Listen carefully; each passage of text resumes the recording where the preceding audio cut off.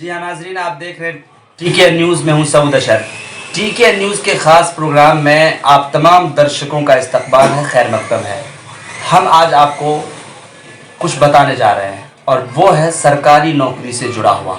हमारे लोग, नौजवान, युवा ख़ास करके बहुत ज़्यादा सरकारी नौकरी के लिए प्रयत्न करते हैं। पटना, कोलकाता और राजस्थान के कोटा और दिल्ली जैसे शहरों में रहकर एसएससी और जनरल कंपटीशन की तैयारी करते हैं और कहीं जब वो एग्ज़ाम देते हैं तो बहुत सारे लोग ऐसे होते हैं जो असफल हो जाते हैं। इसमें क्या रीज़न होता है?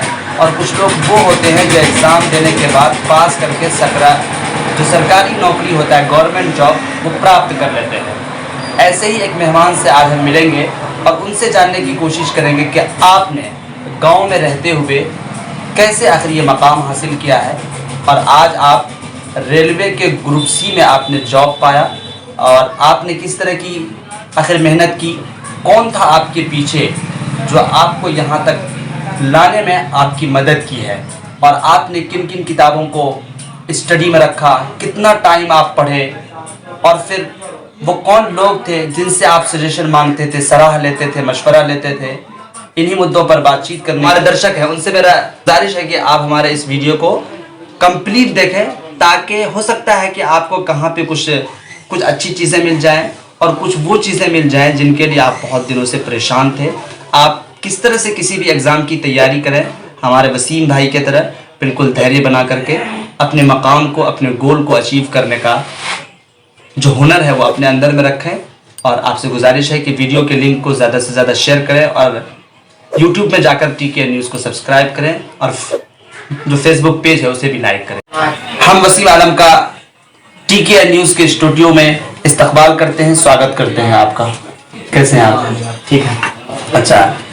वसीम जी, सबसे पहले आप ये बताइए कि इस वक्त आपने जो स्थान प्राप्त किया है, आपने आप इस वक्त इसमें सरकारी नौकरी में, तो ये नौकरी कौन सी है, कैसी है, क्या नौकरी है ये?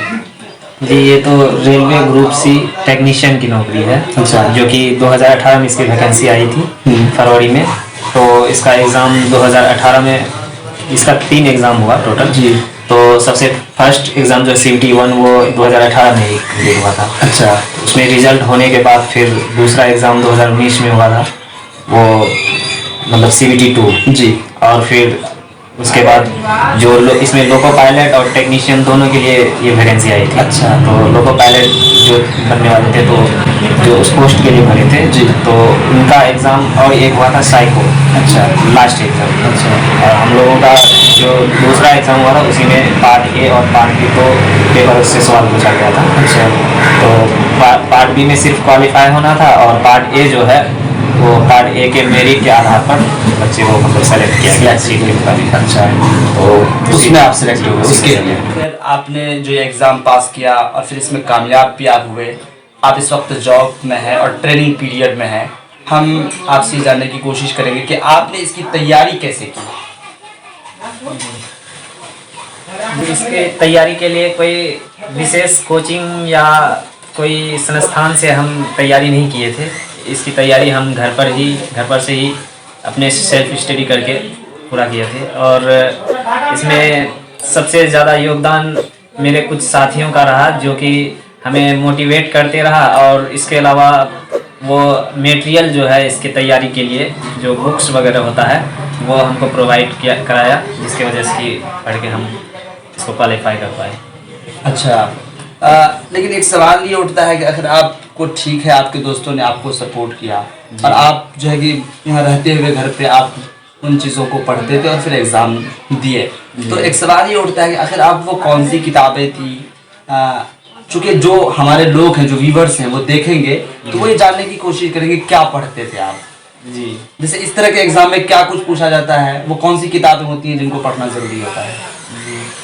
वैसे इनके लिए तो हम कोई विशेष किताब की तैयारी नहीं किए, लेकिन फिर भी कुछ किताबें हैं जिनको पढ़ के कुछ हेल्प हुआ एग्ज़ाम में।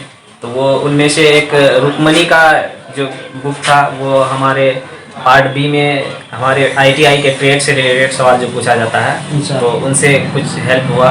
उसके अलावा एक वो अरिहंत का किताब था, तो उनसे भी तैयारी किए थे थोड़ा बहुत। और ये बेसिक के लिए जो है मैथ का जनरल कंपटीशन का जो भी किताब होता है वो सबसे भी तैयारी की है। तो उसके बाद अच्छा, तो देखा आपने, इस तरह से ये है तैयारी का रुझान। बहुत ज़्यादा कुछ करने की ज़रूरत नहीं पड़ती है।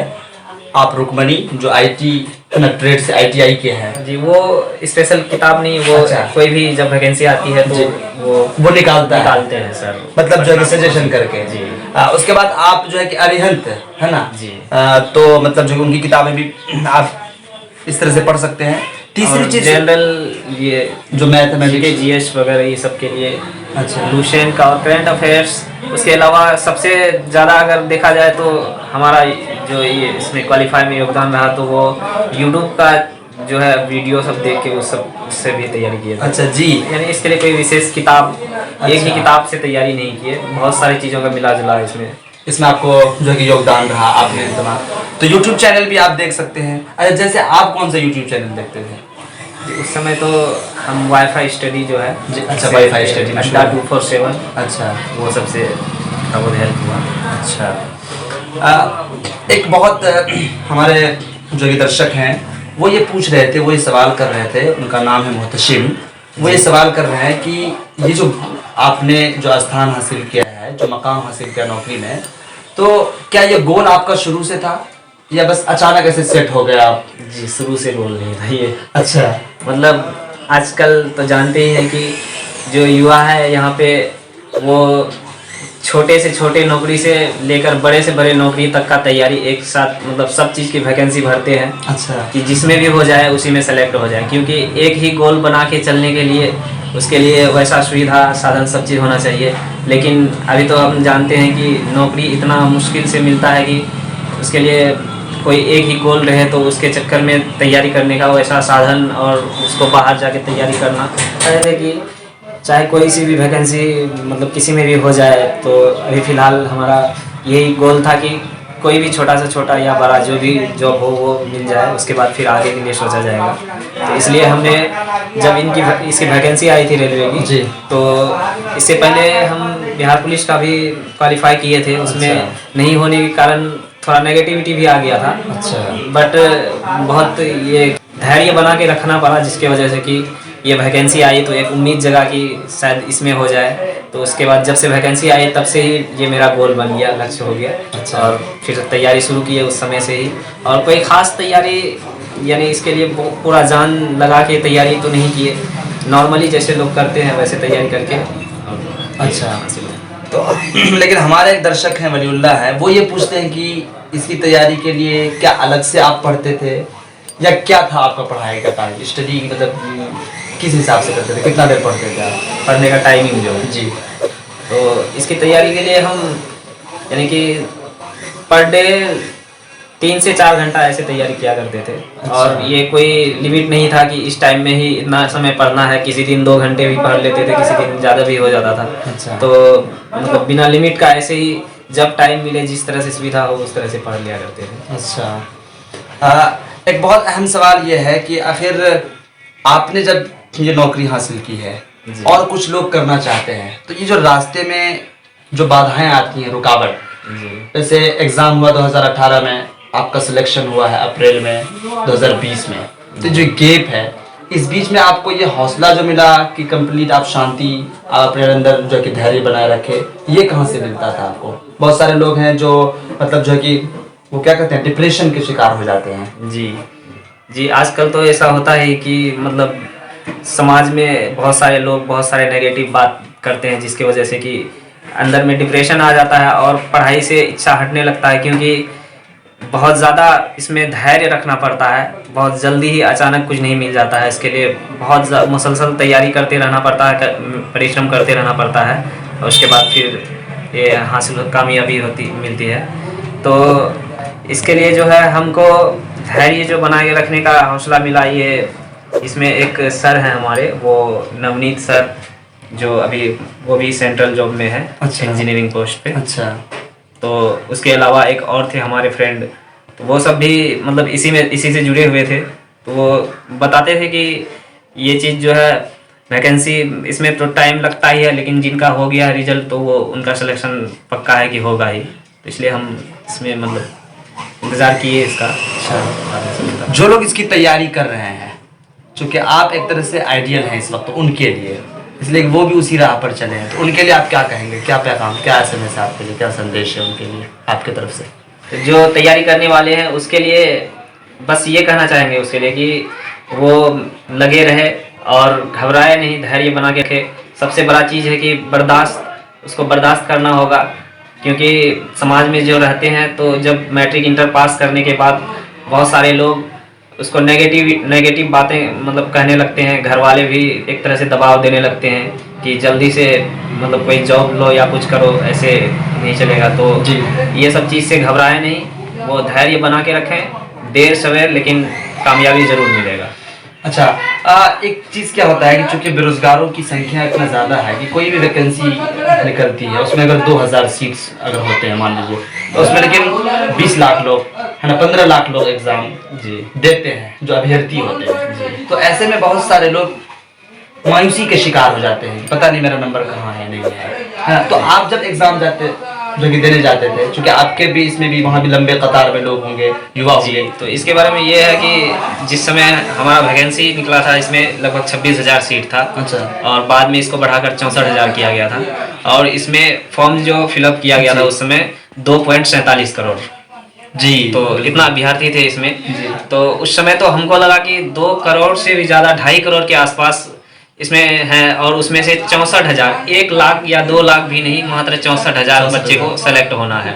तो उसमें से आना ये भी एक चैलेंज वाली बात थी। लेकिन उस समय हमको लगा कि नहीं, हम अगर मेहनत करेंगे तो उस 64,000 में भी शामिल हो सकते हैं, और ऐसा ही हुआ। हम धैर्य बना के रखे, मेहनत करते रहे धीरे धीरे, और कामयाबी भी मिली। जी। और इस टाइम पे क्या होता है कि हमारे जो दर्शक हैं हम उनसे कहना चाहते हैं, खासकर जो युवा हैं जो इसके लिए तैयारी कर रहे हैं, कि आप उस संख्या को नहीं देखें जो एग्ज़ाम में बैठने जा रहा है, बल्कि आप उस संख्या को अचीव करने का अपने अंदर में जो जज्बा है, जो सीट अगर अब बताइए, हमारे जो सर हैं इस वक्त जो मेहमान हैं वो ये चाह रहे थे कि देखिए हमारा नंबर है कि नहीं है 64,000 में, लेकिन इनका धैर्य नहीं जो कि खोया और ये साबित किया अपने आप को, और फिर जो कि 2.5 करोड़ में, क्या भाई, 2.5 करोड़ में 64,000 सीट में इनका सिलेक्शन हुआ। ये बहुत बड़ी चीज़ है, और अपने आप को साबित करना असल होता है ना, सबसे बड़ी जो चीज़ है। अच्छा, आखिर मतलब जो कि आखिर में हम ये कहना चाहेंगे आपसे कि जो लोग एग्ज़ाम में पास करते हैं और फिर एग्ज़ाम होता है और फिर रिजल्ट आता है, फिर ज्वाइनिंग लेटर जब मिल जाता है उनके साथ, तो उसमें जाति और कास्ट के आधार पर तो कोई वो नहीं, क्या बोलते हैं, तासुब, भेदभाव तो नहीं होता है, बल्कि रिजल्ट जो है मतलब जो उसी के आधार पर नौकरी, मेरिट के आधार पे जब जिनका तैयारी रहेगा उनका जाति धर्म ये सब कुछ नहीं देखा जाता है। अच्छा। ये सब बस हमारे समाज में ये एक तरह से फैल गया है कि ये किसी खास जाति को ही नौकरी मिलती है, बाकी जाति को नहीं मिलता है। अच्छा। ये सब बस कहने की बातें हैं, ये नहीं है रेलवे में, ऐसा कुछ नहीं है। हाँ, या फिर और कहीं सबसे बड़ा चीज़ है मेहनत करके जाए तो चाहे कोई भी जाति का हो, तो उसको तो मिलेगा, मेरिट के आधार पर ही मिलता है। अच्छा, जाति कास्ट ये सब नहीं देखा जाता, भले ही कुछ आरक्षण है हाँ, कि ओबीसी जनरल वगैरह सबका कटअप में कुछ ये है, लेकिन ज़्यादा अंतर नहीं होता है, क्योंकि ज़्यादातर ओबीसी वाले ही क्वालिफाई करते हैं, जनरल से भी ज़्यादा जॉब ओबीसी वाले ही करते हैं। अच्छा, तो अब आप देखिए कि वसीम सर चूँकि सिस्टम में जाकर के आपको, जो लोग इस भ्रम में हैं कि जातीय भेदभाव जो अभ्यर्थी होते हैं उनके साथ किया जाता है, एक सवाल उठता है, लेकिन मैंने इन सवाल का जवाब इनसे ले लिया कि ऐसी कोई बात नहीं है, बल्कि आपकी मेरिट और आपके अंदर जो एबिलिटी है आप उसको फेस कीजिए और अपने आप को साबित कीजिए, आपको कहीं पे भी किसी तरह से भेदभाव नहीं होगा, इनका ये कहना है, और इनका जो कि ये भी है, तजर्बा भी है। बहुत बहुत शुक्रिया वसीम सर, हम आपसे लेते हैं विदा, यहीं पर दीजिए अपना मेज़बान को इजाज़त।